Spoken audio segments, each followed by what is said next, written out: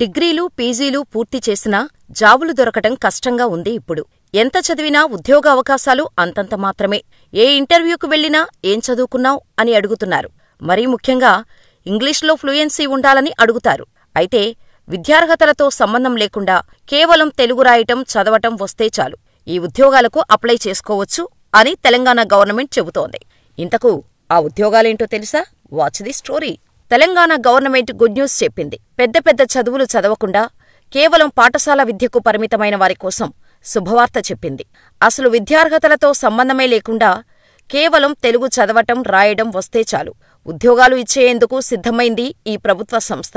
పాఠశాల విద్యకే పరిమితమై ఇప్పుడు ఉద్యోగాలు లేకుండా ఇబ్బంది పడుతున్న వారికి ఇది మంచి అవకాశం. ఇలా టీజీఎస్ ఆర్టీసీ ఏకంగా 1500 ఉద్యోగాల భర్తీకి సిద్ధమైంది. అంతేకాకుండా ఈ మేరకు సర్క్యులర్ కూడా జారీ చేశారు. ఔట్సోర్సింగ్, కాంట్రాక్టు పద్ధతిలో ఈ ఉద్యోగాలను భర్తీ చేయనుంది. అంటే ఈ పర్మనెంట్ ఉద్యోగాలు కాదన్నమాట.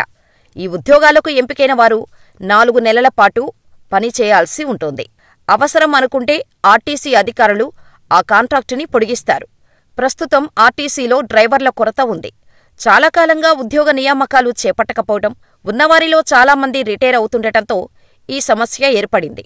ప్రతి నెలా సగటున 50 మంది డ్రైవర్లు రిటైర్ అవుతున్నారట. దీంతో మొదటిసారి ఆర్టీసీ ఔట్సోర్సింగ్ పద్ధతిలో డ్రైవర్లను నియమించుకుంటోంది. ఇక తెలంగాణ ఆర్టీసీ డ్రైవర్ ఉద్యోగాలకు దరఖాస్తు చేయాలనుకునేవారు 60 ఏళ్లలోపు వయసు ఉండాలి.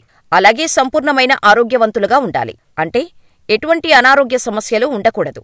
ఎత్తు 160 సెంటీమీటర్లు తగ్గకుండా ఉండాలి. భారీ వాహనాలు నడిపిన అనుభవంతో పాటు హెవీ వెహికల్స్ లైసెన్స్ కలిగి ఉండాలి. విద్యార్హతలు అవసరం లేదు. కానీ తెలుగులో మాట్లాడటమే కాదు, కనీసం రాయటం, చదవటం వచ్చి ఉండాలి. అలాగే ఎంప్లాయ్మెంట్ ఎక్స్చేంజ్ కార్డు కూడా ఉండాలి. టీజీఎస్ ఆర్టీసీ ఉద్యోగాల భర్తీకి సంబంధించిన నోటిఫికేషన్ వెలువడాల్సి ఉంది. ఆ తర్వాత దరఖాస్తు ప్రక్రియ ప్రారంభమవుతుంది. ఎలాంటి దరఖాస్తు ఫీజు, రాత పరీక్ష లేకుండానే ఈ నియామకాలు చేపడతారు. ఆర్టీసీ ఉన్నతాధికారులే దరఖాస్తు చేసిన వారిలో ఎవరు సరిపోతారో నిర్ణయించి ఉద్యోగాల్లో చేర్చుకుంటారు. ఈ నియామక ప్రక్రియ పారదర్శకంగా చేపట్టేందుకు డిపో స్థాయిలో అధికారుల కమిటీ ఏర్పాటు చేయాలని ఆర్టీసీ ఉన్నతాధికారులు నిర్ణయించారు. అలాగే డ్రైవర్ల నైపుణ్యాన్ని పరీక్షించేందుకు ఓ టెక్నికల్ కమిటీని కూడా ఏర్పాటు చేయనున్నారు. ఈ కమిటీలు దరఖాస్తుదారులను పరిశీలించి సరైన వారికి డ్రైవర్లుగా నియమిస్తారు. ఇక సెలెక్ట్ అయిన వారికి ముందుగా 2 వారాలు ట్రైనింగ్ ఇస్తారు.